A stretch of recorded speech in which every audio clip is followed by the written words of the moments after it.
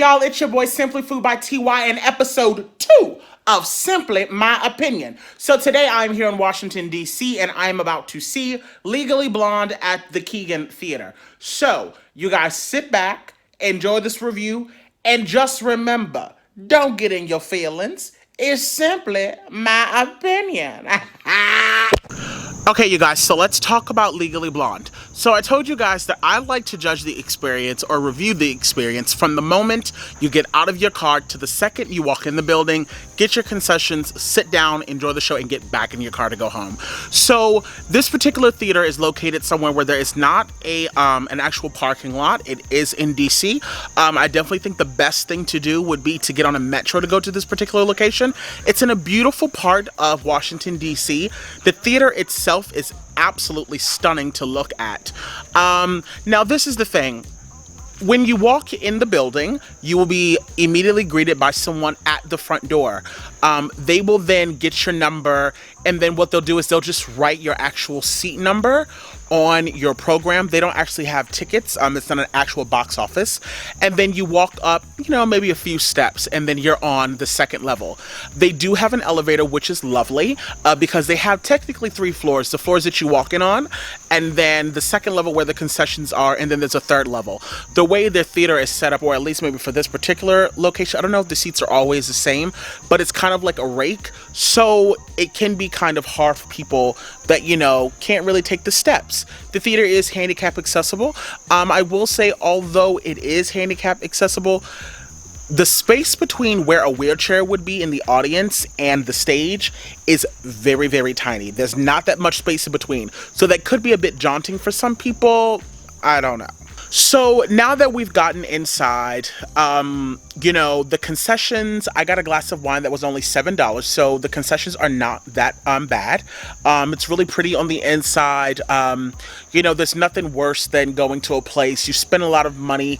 Tickets are $60, $70, $80, $100. You go in, sometimes you want a glass of wine, and then sometimes, that's also $15. Their particular glass that I got was like a Pinot Grigio, was like $7. So it was cute, and it was a good glass of wine. So let's talk about the show. So look, I think Legally Blonde at Keegan Theater as a whole was a cute show. Do I think it was the best thing I had ever seen? Absolutely not. Do I think it was terrible? Absolutely not. There were just a few things that were slightly off about the show that kind of kept me from being able to truly enjoy it. And I don't think that had anything in particular to do with the cast. I think that might have just been the casting of the show, if that makes any sense. There's just a few things that were a little bit off. So let's talk about the set. I think the set as a whole was pretty. I think they made great use of the space. My only thing that was a bit strange was the stage left side of the stage, and I'll put a video here so you can see.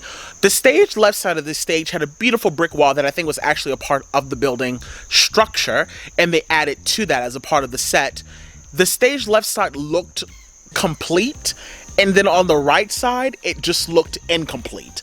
And there was really this tacky pink fabric that was attached to the brick wall that was just unnecessary. So that kind of was odd to me. I think that the ensemble as a whole did a great job. There's this thing where if you're in a show and let's say you have been cast to play 4 to 5 different people all in one show, I think that's a great opportunity to stretch out your acting abilities. However, I think it is important for people to realize that if you're going to take on that responsibility and have that type of position in the show, then you have to be willing to do what needs to be done to make sure that all of those characters seem completely different. And there were a few people that were just doing wig changes, and they thought that that was going to be enough to pass by as someone else. And that was kind of unfortunate.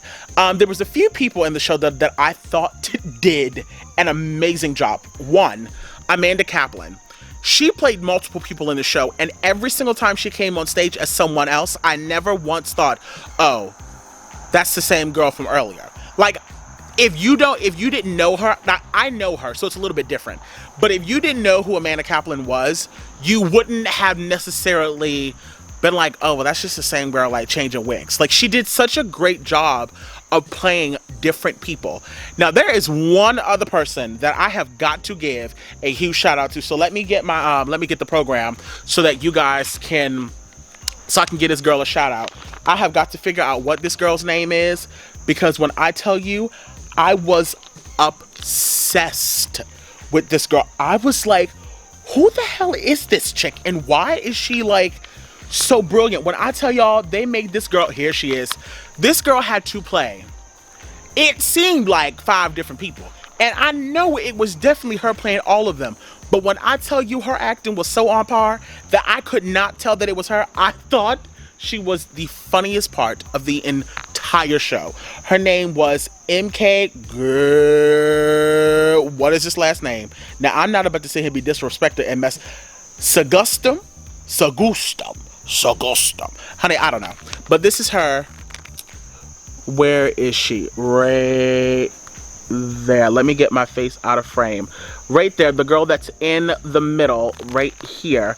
That's her. Y'all, I thought she was everything. I thought that she was freaking fantastic. So as far as the leads and the, supporting people, there were a few people that I thought that stood out to me, for sure. I think Elle did, a swell job. There were moments when I thought, ooh, wait a minute, she's about to lose her voice. Her voice was doing weird things, but that's a hard track, I thought she acted it well. It's not an easy role to play, so I thought she did good. So the 2 guys that stood out to me as far as the leading and supporting roles was Greg Watkins, and I think his name is Noah Israel.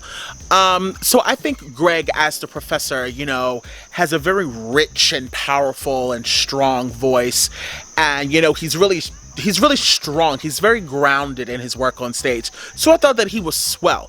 At times I thought it was a bit intense, but I was like, I get it. I get it. But I thought he did great. Now, Noah, on the other hand, who played Emmett, he has this really timid, shy thing that he does on stage, which is great to see.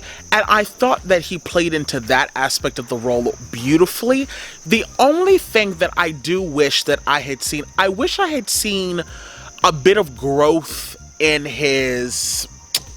What's the word that I'm looking for? I wish I had seen a bit of growth in his confidence, as he finally put on that suit that made him feel like, the beautiful, strong man that he is, and, all that. I wish I had seen some of the confidence start to play into the role more, and it seemed like he was still that very much so shy, timid guy throughout the entire thing.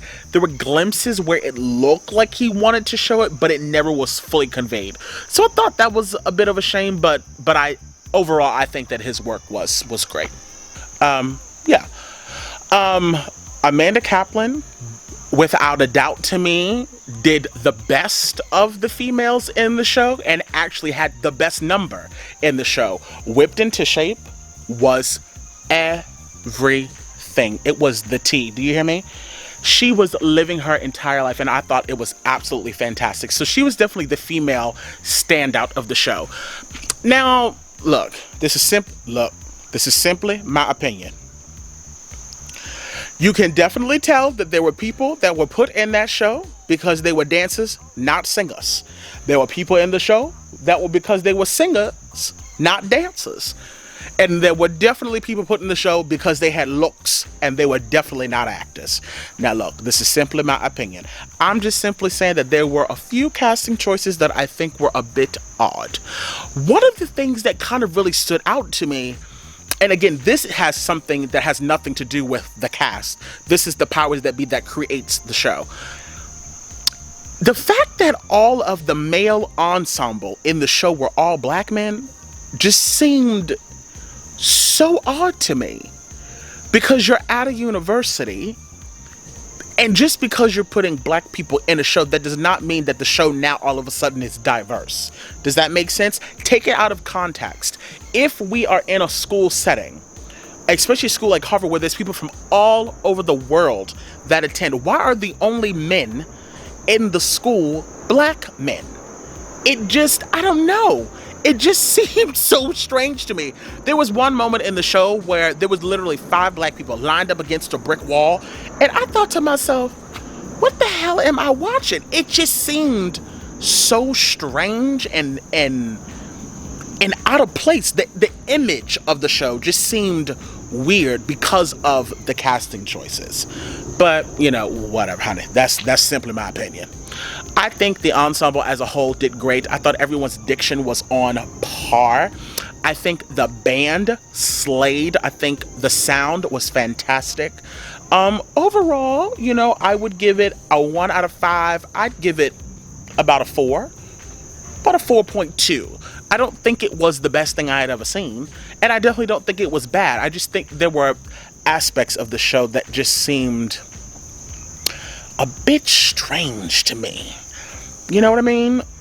Yeah, there was just certain things that just kept throwing me off, and I was like, why make that choice? Or why choose that blocking? You know what I mean? Like, there was one particular instance where a guy comes in and he shows L's headshot. At this particular moment, I just thought, well, that was just a waste.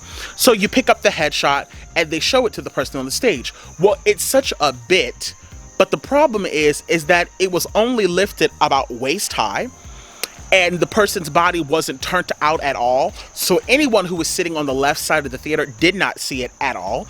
And you wouldn't have known what that reference was unless you had, number one, seen the movie or seen the musical before. So I think that was kind of like oh, well, that kind of sucked, for all the people that were over there that didn't get to see it. But look, I think overall, I think it was a good experience. I definitely would give it, a 4 out of 5. I don't think it was, something to write home about, but I think it was cute. I think it was, a cute time. So look, thank you all for tuning in to Simply My Opinion. Okay? Honey, well look, thank you guys so much for tuning in today to episode 2 of Simply My Opinion. If you guys enjoyed this video, please give it a thumbs up. Make sure you share it with all of your friends. And hey, let me know if there are any shows in the DMV area that you guys want me to see so that I can do a review on. I would absolutely love to do it. I wonder what show will be up next. Simply Food by TY.